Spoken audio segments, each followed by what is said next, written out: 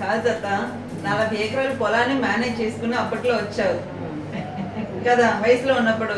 ఇప్పుడు వచ్చి నన్ను మేనేజ్ చేయలేకపోతున్నావు, ఫెయిల్ అయిపోయావు. మా మావ దగ్గరికి వెళ్ళి కంప్లైంట్ ఇస్తా అని చెప్పావు. ఇచ్చావా? ఇచ్చుకో, బరక్ లేదు.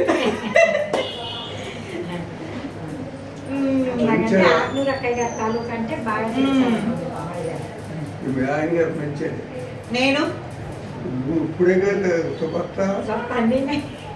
ఎప్పుడు చెప్తావు నేను మంచిదన్నా చెడ్డదన్నది? నెలకు వచ్చినప్పుడా? నెలలో మరి నీతో ఫోన్ లో మాట్లాడను, ఏం చేయను కదా, ఎట్లా మంచిగా చెడు అని చూసుకుంటావు? అవునా దాదా? ఒక్క మెదుకుని ఒక్కసారి చూస్తేనే తెలిసిపోతుంది.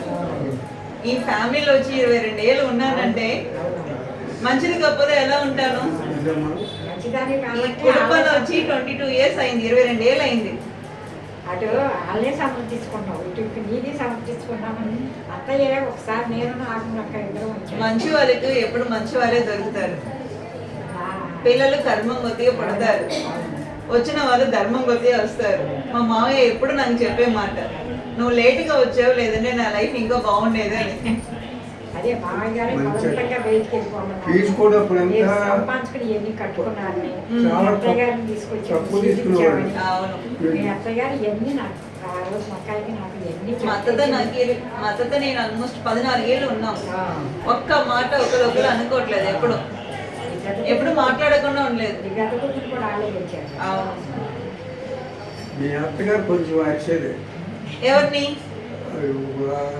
కాన్పులకు వచ్చినప్పుడు అరవకుండా ఎలా ఉంటుంది? వాళ్ళు చేసిన కోతి పనులని, వాళ్ళు చేసిన కోతి పనులైనా చేస్తారు కదా. స్టాఫ్ మీద అరవాలి, లేదంటే మెడికల్ గా పని చేయరు. అరవటమే గట్టిగా ఉండాలి కదా ఆడపిల్లలు. మరి సూరప్నేని వాళ్ళు మామూలుగా ఉండాలా? చాలా గట్టిగా ఉండాలి.